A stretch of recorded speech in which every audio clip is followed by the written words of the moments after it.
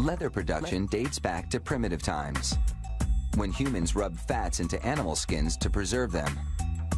Times have changed, but leather endures. From footwear to furniture, this tough material remains an integral part of our lives.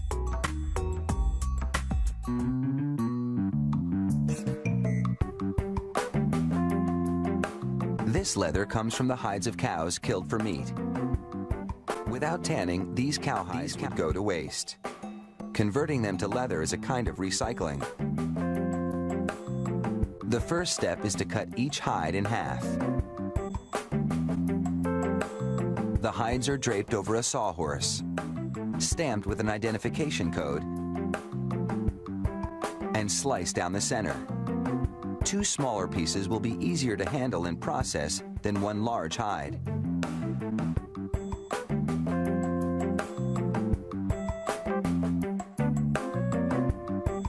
Hundreds of these hide halves are loaded into a modified cement mixer for some serious hair removal.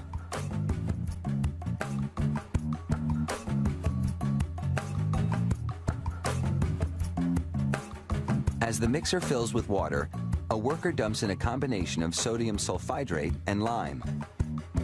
A chemical reaction strips the hair from the hides.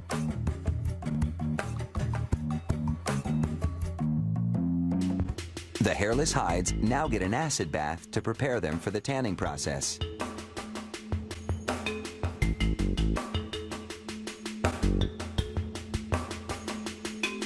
The tanning itself happens inside big wooden drums with prongs to keep the skins from getting tangled. Chrome salts turn the hides a robin's egg blue as they bind to the collagen fibers of the skins. The hides have now been preserved into leather.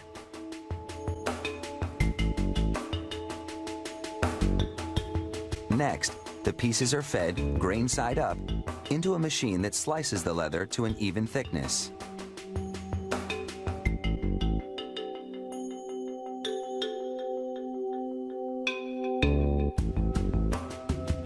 The cutoffs won't be wasted.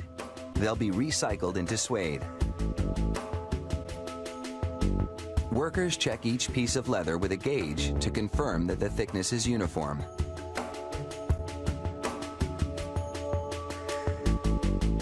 Now, it's back into the wooden drums for a second tanning, this time using a solution of vegetable extract, tree bark, and water.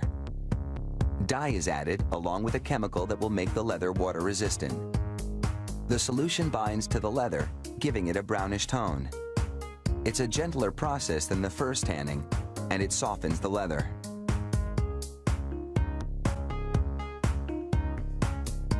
Now, a mixture of starch and water is brushed onto the tanned hides. This paste-like solution allows the hides to be pressed onto big glass frames, which also have been moistened with the same starchy mixture.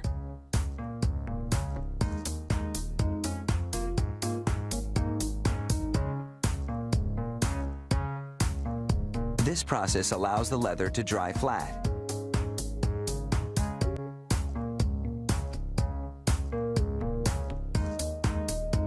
Prevents it from shrinking, and stops the edges from curling up.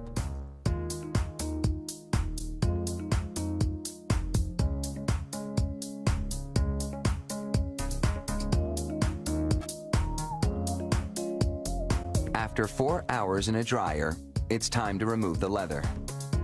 It easily peels away from the glass. A revolving paint gun system dyes the leather.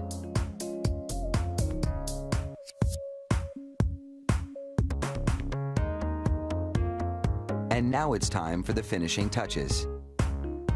A glazing jack pulls a glass cylinder over the leather, and the abrasive action polishes it. This glass is very strong, so it can do this vigorous work without shattering. Finally, huge heated rollers smooth out any wrinkles. It's the end of the production line for this big pile of leather, but just the beginning for so many other products. Fashionable and tough, it's no wonder this ancient material continues to be one of our favorite products today.